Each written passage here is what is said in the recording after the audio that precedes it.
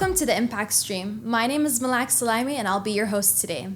Today we have Mariam Kvlividze. She's a sustainability leader, certified sustainability officer, and impact entrepreneur with more than 18 years of professional experience in the UAE.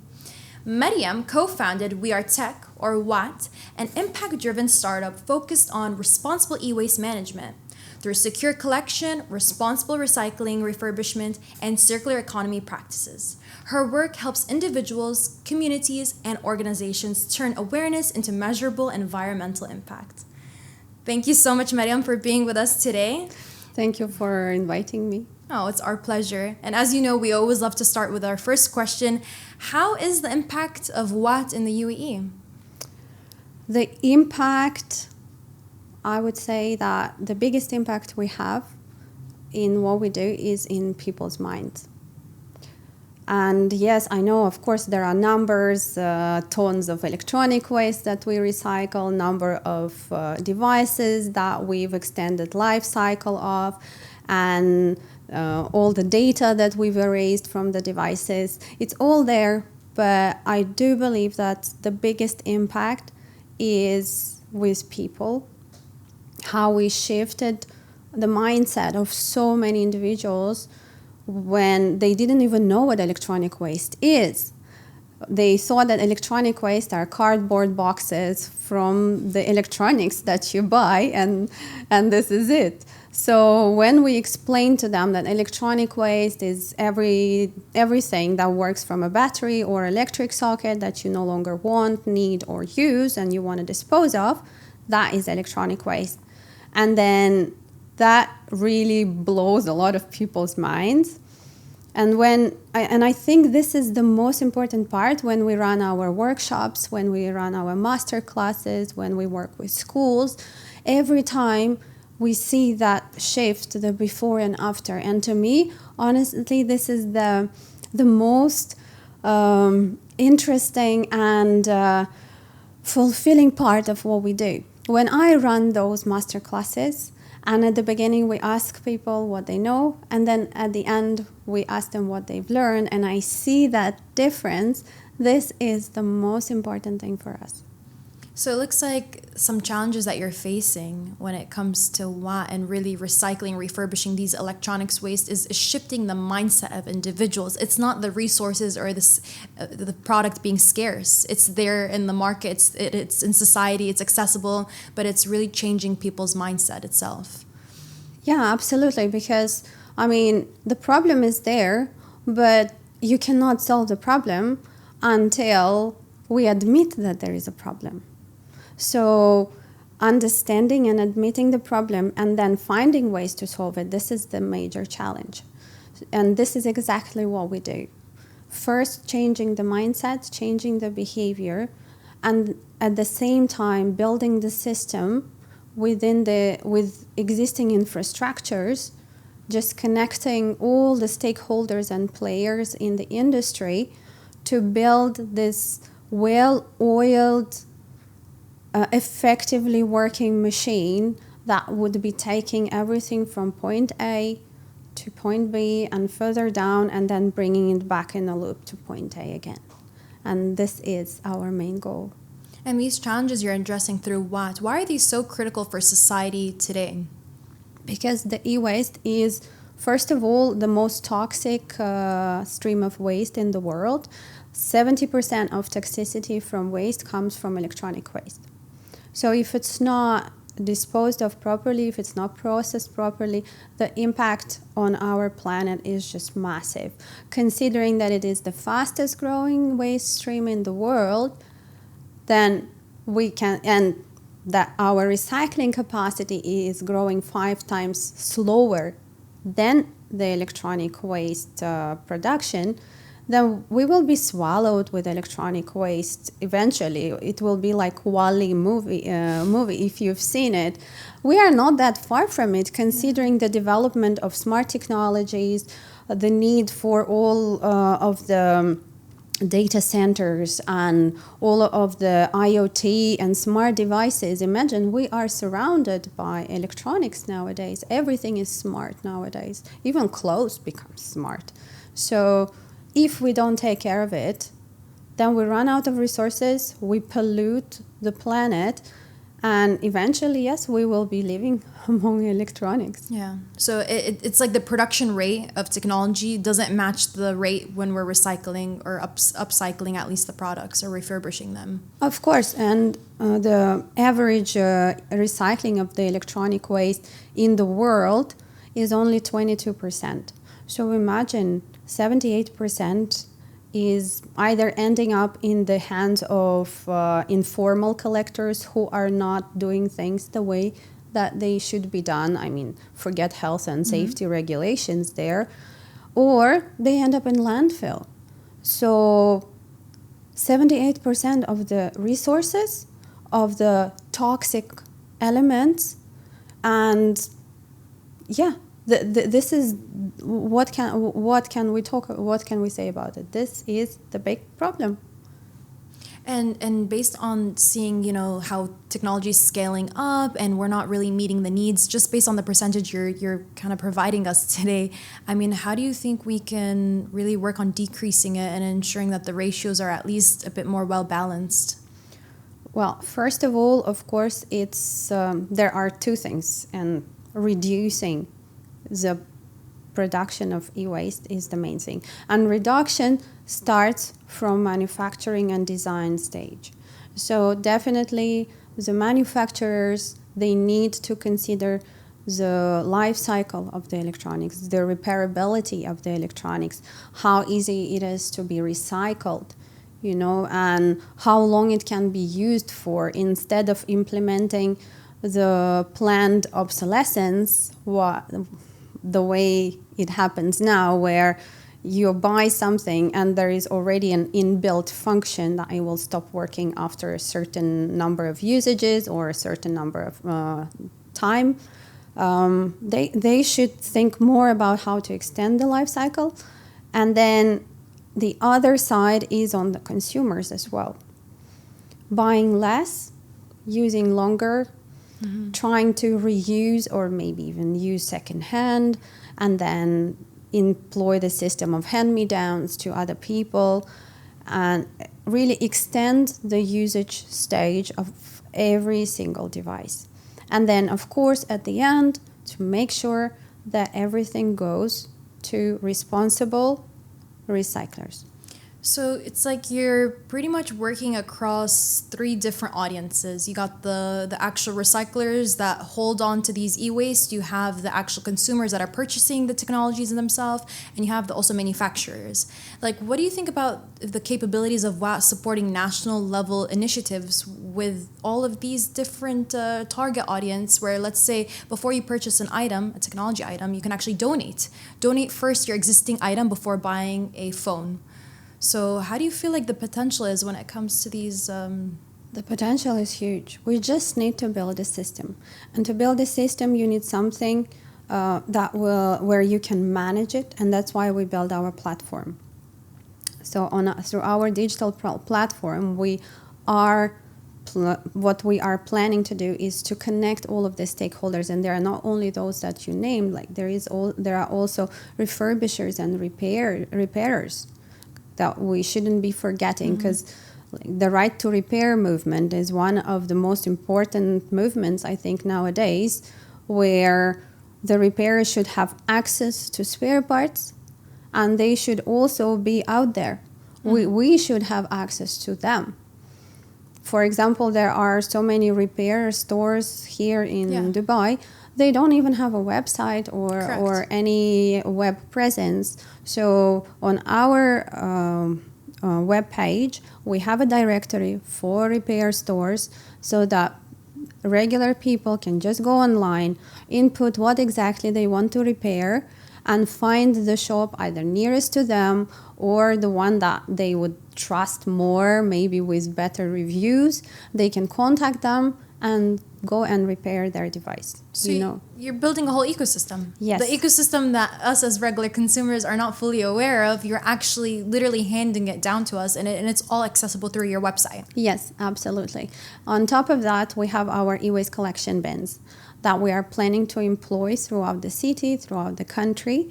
And through this e-waste collection bins will be the points where people will be able to drop off their electronics that they don't need or don't want.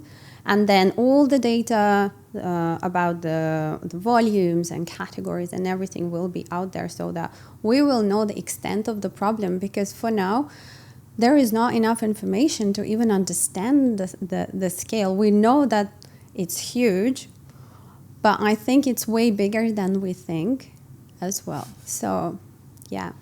And even having access to specific private corporations and retailers and having those bins accessible, I think that location is a very important, it's a really important way to shift people, to really raise the awareness for them to see, okay, look, it's really accessible, it's really easy.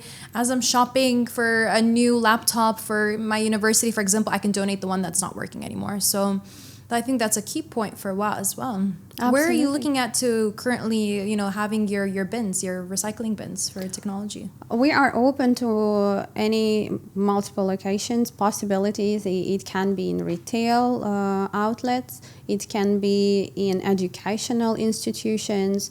It can be in communities, residential buildings, or in the corporate offices. Because even if you think about it, nowadays, one of the big problems are the vapes.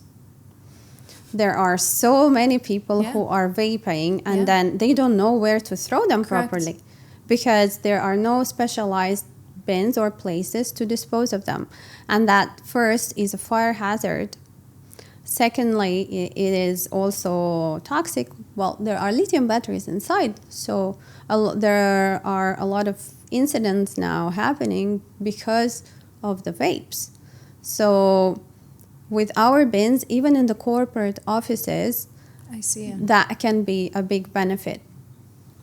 Yeah, I didn't even think about that. I mean, something that's so common in the market, or you see honestly in society now, but like you wouldn't expect it to be like a fire hazard or to be so dangerous, or even like to understand that there's lithium built inside. I mean, I was never aware of that personally, so interesting. Power banks.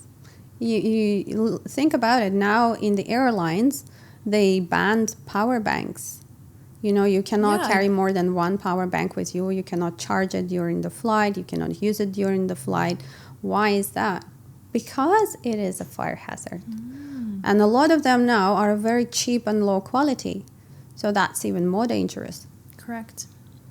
I wanted to talk a little bit about you, Mariam. I saw like your background is a bit more on, you have aviation background, sales, marketing, etc., and such like continuous, long professional experience. But how did you end up converting into being like a sustainability leader in the market? Like, can you tell me a little bit about that? Yes, that's a very interesting and personal story, I would say. It all goes back to me becoming a parent. When our son was born, there was a huge transformational shift, mindset shift for me and my husband, where we started thinking about what kind of legacy are we leaving behind? Is our son going to be proud of what we do? Will he learn from us the values that we want him to inherit? And that changed everything. I was in marketing at that time. My husband, he was in distribution of sports goods and logistics around Africa. And we've seen a lot of things that are happening around that are damaging the environment and the planet.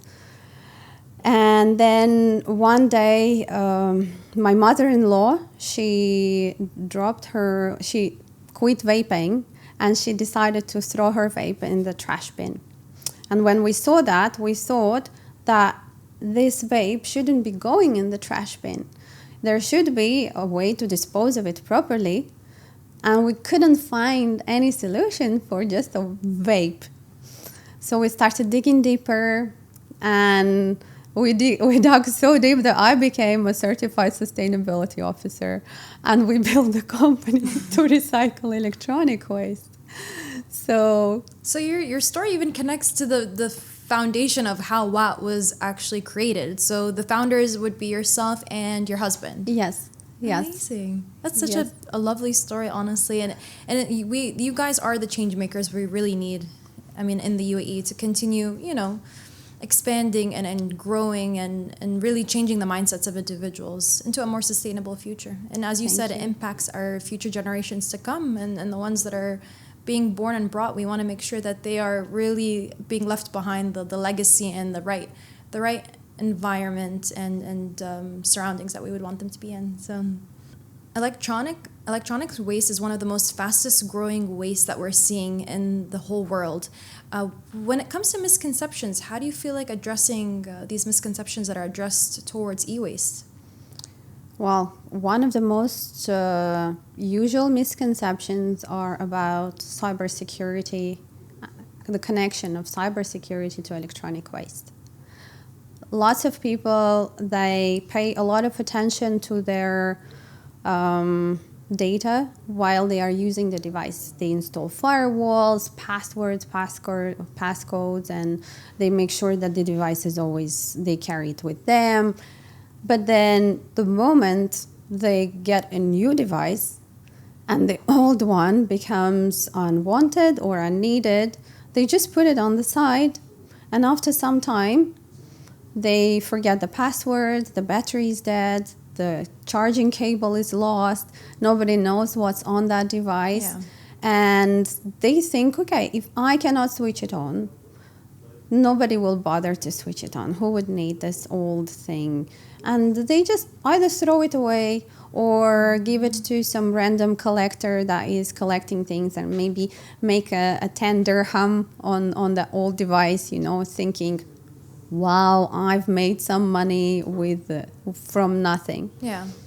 But the thing is, there is a whole group of hackers focused on sourcing data from used electronic devices. They buy them for cheap, and they have all the time and all the opportunities there to use all software to extract the information. And nowadays, all our life is in these devices. Everything about us, starting from pictures and videos and finishing up with our bank account details and all the passwords that we have to all the apps. So imagine you just threw away one of your old phones. You did not sign out of your account. Your apps are still running and everything. And you think, okay, no one's going to care because I throw it in the trash bin. But then the waste collector just picks it up and thinks, oh, there is a phone. I'm going to sell it to some random guy. The random guy takes it and then sells it to whoever pays more. And that person will extract all the information. And then one night you wake up, you look at your phone and you see that, oh my God, 5,000 gone from my account through some Apple App Store purchases. How did they manage to do it? Yeah. And you would never think that it could have been because you threw your old phone just like that away. So it's like there's a way we need to really teach individuals in society how to even ethically and responsibly get rid of these e-wastes. There is a specific way. You can't just think that you're going to just throw it in the trash can and it's going to be gone and you're safe. All your data and your personal information is... No, there's specific ways that you need to ensure that you're actually, distributing or recycling the e-waste in a responsible manner. Absolutely. Because what we do, first of all, when we get the devices, we divide them into data bearing and non-data bearing. And then everything that contains data is going through a rigid process of either data wiping or physical data destruction if we cannot wipe it. So we make sure that every single piece of data is destroyed, because that's people's well-being and life at stake, honestly. So we take that really seriously, and that's why definitely people need to make sure that when they get rid of their devices, they should always question what's going to happen to them. What are they going to do with them? Who are these people? And then you have these consumers that just don't even want to get rid of them. They just hoard onto them. You find like literally 10 generations of different phones just collected inside a drawer. You know what I mean? So like how would you, teach individuals that there are safe routes of getting rid of them?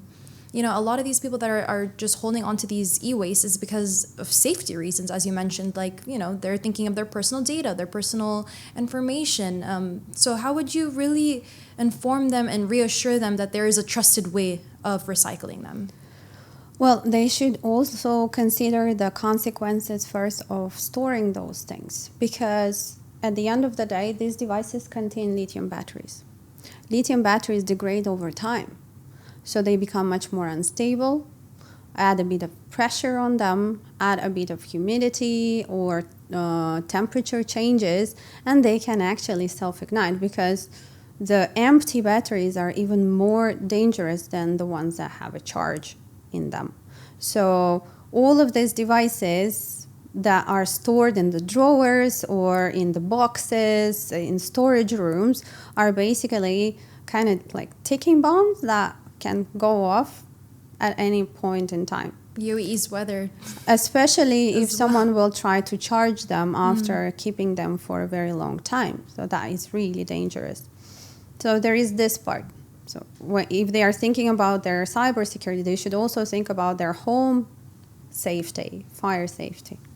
I don't think a lot of people are aware that there is any risk of honestly just storing these or holding onto these e-wastes. I don't... I know. So I think that goes back to the first thing you mentioned inside our impacts. Yes, awareness. Yes. And then definitely the second part is cybersecurity. And in this sense, I would recommend that every time you buy a new device, you don't postpone taking care of the old one.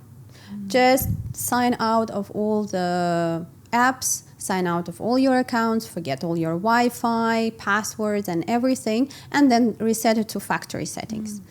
Do that and then put it aside. Like that, at least you will know that everything is done. And then always make sure that you use certified and licensed providers when you dispose of your devices. And in order to find these licensed providers, we can go directly through Watt's website and really find a list of all these reliable resources that we can connect with. Absolutely. You can go through us. We work with almost all of the certified recyclers in the UAE.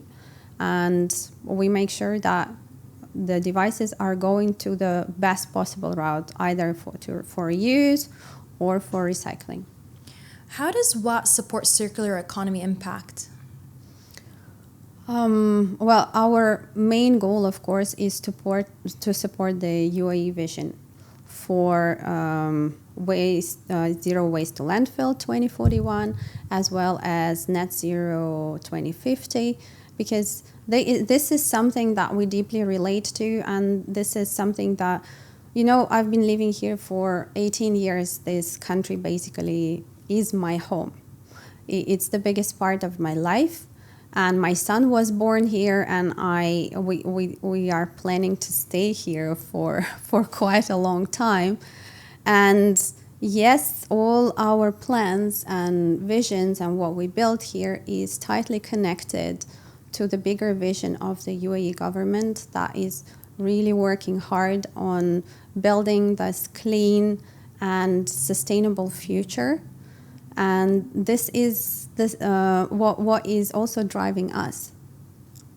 Connecting this back to the UAE, I mean, when it comes to you being part of Majra, the National CSR Fund, you're really a strong partner, a strong ecosystem partner. So, I mean, you are a Majra verified project. You are a 2025 Sustainable Impact Challenge Top 20 winner. You're also most recently an Impact Seal winner. So you have such a strong presence in Majra, National CSR Fund, and you're such a strong partner that we have. How do you feel like being part of our ecosystem has supported your credibility and you being out in the market? First of all, it was a huge boost of our of our energy and to keep going. because for 3 years we've been building something, and we were talking and entering multiple competitions, and some of them we were winning, some of them we were not, but none of them really gave us this feeling that we are heard, that we are part of something big and important, the real driving force of change in the UAE, and becoming a part of that made us feeling so much stronger and so much more powerful, because we believe that the ecosystem is what is missing, and what Majra built is exactly that, the ecosystem that will be driving change. And this is so priceless. This is just absolutely overwhelmingly beautiful. I remember that we cried when I cried, okay. I cried when I learned that we were one of the top 20, and that when we've got the seal, I think that it just pushed us forward with this window of opportunities, all these open doors that now we see in front of us. Well, I mean, you've received the highest federal endorsement that you can receive for sustainability and CSR. So it is a huge achievement, and congratulations on you and the whole WAT team. And I'm sure that it's really proven the credibility and the potential that you guys have for scaling across the whole UAE. And when it comes to the Impact Seal, when you got recognized, I mean, how did it make you feel? It made us feel heard and seen, and made us feel like we are a part of something bigger. That we are not on our own anymore, that we are a part of something bigger, and that there are people with a similar mindset and similar values and similar vision, and just being surrounded by them is giving you the energy and power to move forward. For the new Sustainable Impact Challenge 2026 that has opened up, what would be like a tip or advice you'd like to kind of give out to individuals that are interested in applying? I would say be honest. Make sure that when you are building your vision or expressing your vision, that you remain true to yourself, that it is aligned with the vision of the UAE government as well, and that you are keeping at heart that true mindset of bringing impact rather than just winning a challenge. Because at the end of the day, it's all about the impact. Well said. It always returns back to what is the impact. And for the Sustainable Impact Challenge 2026, we have really elevated it to another level. And we're even looking into providing for first place winners $500,000 dirham. So the winning scope has really increased. And you were also part of the Marfa program, which is a very unique incentive you can only exclusively receive if you are a winner for the Sustainable Impact Challenge. So how was your program? Can you kind of guide me through your experience, and what do you feel like were some key takeaways that you had from that program? Yes, absolutely. It was so tailored. It was such a tailored experience. Every single startup, every single company that participated in it received exactly the information, the training, the support that they needed. And this is what differentiates Marfa from all other programs that we were running through, because those were very much just catered to a whole group, and there was no individual one-on-one interaction. There was no customized training and support, whereas in Marfa, this is exactly what we got. We shared what could be our maybe shortcomings or things where we do need some help, and we got exactly that. That is the most valuable thing. So, I mean, we provided that tailored intervention for each entity that was part of the program. So you feel like that was very valuable. It wasn't a common accelerated program that's just grouped. It's more just individualized, customized support. And really ensuring there is scalability and ensuring that the metrics and KPIs are met. So I'm really happy that you guys, it's well-deserved, happy that you guys were part of that first cohort actually as well. Yeah. I want to know what's next for WAT, especially with the e-waste ecosystem in the UAE and the expansion. How do you see the direction of WAT growing? We plan on expanding countrywide, because for now we've been operating in Dubai only. So we are definitely going nationwide first, and then we hope maybe to expand even further beyond the UAE. And we truly, now our platform is almost ready. Of course, it's work in progress all the time. So we are going to be developing it more and more. But the core, the main thing is there. And we are completely ready to take on any challenges, to take on the world of e-waste, and really make sure that the system is there and all the stakeholders are connected and working together. I want to ask you for a simple question. What is one tip or advice you can leave to our audience to support and reducing e-waste today? I would say just buy less. Buy less and use longer. This is the most useful tip, I would say, in simple words. Review your buying habits. Make sure that you choose the product that really fits your needs and that you are using it for a very long time. You might pay a bit more, but then at the end of the day, you will benefit and win. Thank you so much, Mariam, for being part of our impact stream. It was lovely having you here, really giving us a whole different perspective when it comes to e-waste and what we can do and the action we can take now. Thank you so much for being part of this. I appreciate it. Thank you so much for having me. You're very welcome.